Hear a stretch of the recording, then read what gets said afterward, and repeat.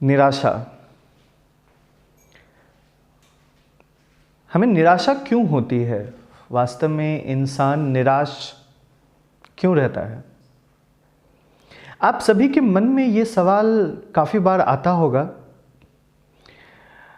और मुझसे कई लोगों ने इसके बारे में जानने की कोशिश की कि आखिर वो निराश क्यों होते हैं।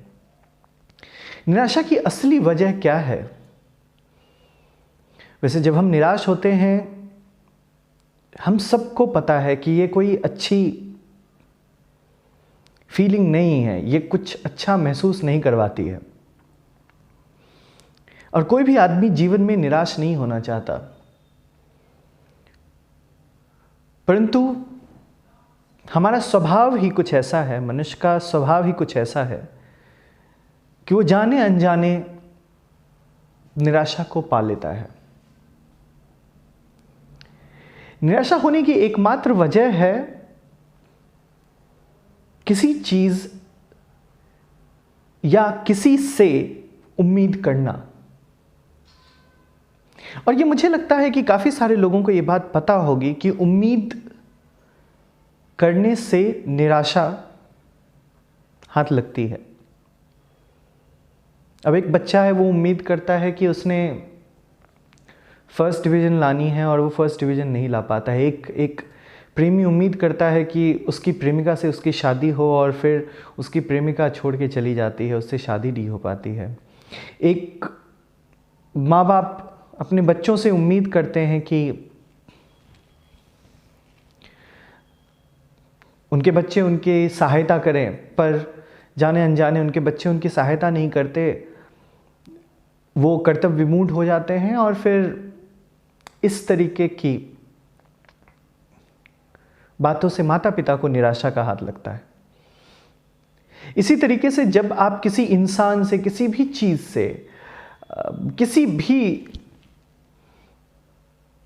यहां तक कि अगर आप किसी वस्तु से भी अपेक्षा करते हैं, किसी चीज की उम्मीद करते हैं, तो आपको निराशा का हाथ लगता है। पर मेरा जोड़ इस बात पे बिल्कुल नहीं है कि किसी चीज की उम्मीद आप करना छोड़ दें।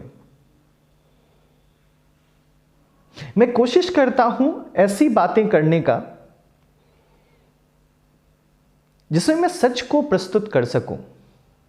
तो अगर मैं ये आपसे कहूं कि आप उम्मीद करना छोड़ देंगे और चीजें हो जाएंगी, नहीं संभव है। एक आत्मज्ञानी पुरुष ही सिर्फ उस अवस्था को प्राप्त कर सकता है जिसमें वो पूर्णतया उम्मीद करना छोड़ दे। एक सरल सामाजिक इंसान, एक पारिवारिक इंसान के लिए ये बात किसी के द्वारा कह देना, सुन लेना, उससे ज़्यादा और कुछ हासिल नहीं होता। उस पर अमल करना नितांत कठिनाइयों भरा है।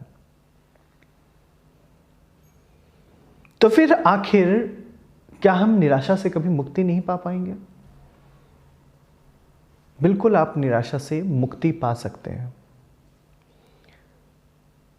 परंतु उसके लिए जब भी आप निराश हो तो उस अवस्था को समझने की कोशिश करें। अपनी अपेक्षा, अपनी उम्मीद को समझने की कोशिश करें। अब मुझे एक बात बताएं कि जो इंसान, आपने किसी के लिए कुछ किया, किसी से कुछ अपेक्षाएं करी, किसी से कुछ उम्मीद करी, पहले आपने कुछ किया और आपने उससे उम्मीद भी करी, तो ये तो सौदेबाजी हो गई ना। आप समझ रहे हैं मैं क्या कहने की कोशिश कर रहा हूं? ये तो सौदेबाजी होगी कि आपने कुछ किया तो आप उसके बदले कुछ लेना चाह रहे हैं। तो सौदेबाजी तो बहुत दिनों तक नहीं चलती है ना। सौदेबाजी से किसको क्या मिला है? सौदेबाजी के अंदर जब हमें लाभ मिलना बंद हो जाता है तो वो रिश्ता भी टूट जाता है। तो अगर आप सौदेबाजी कर रहे हैं तो बिल्कुल उम्मीद करना आपका जायज है और निराशा भी जायज है।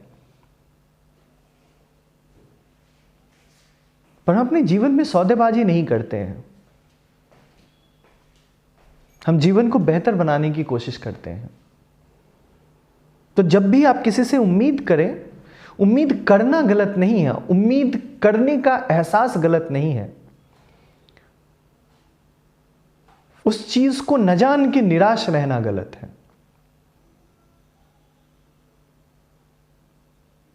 और इस बात को भी समझने की कोशिश करें, जब आपको कोई देने लायक नहीं है, आप एक भिखारी से क्या मांगेंगे? उसके पास देने लायक है ही क्या? आपके पास देने लायक था, आपने वो चीज दे दी। एक भिखारी कहां से आपको कुछ भी देगा? आप बड़े हैं, यह आपका बड़प्पन है कि आपने किसी को कुछ मदद की या अपना कर्तव्य निभाया। उम्मीद करना एक स्वाभाविक प्रक्रिया है, परंतु व्यर्थ में उनके ख्यालों में उलझ के निराशा को पा जाना एक बेवकूफों की आदत है, और बेवकूफ इंसान ही ऐसा करते हैं। आपको बुद्धि है, उस बुद्धि का प्रयोग करके आंख खोल के चीज़ों को देखने की कोशिश करें। और जब मैं आंख खोलने की बात करता हूं तो मैं ज्ञान चक्षु की बात करता हूं। अपनी बुद्धि का इस्तेमाल करें, जो अमूल्य चीज़ आपको मिली है, और उसको लेके आगे बढ़ें। आप निराशा से बहुत हद तक बच जाएंगे।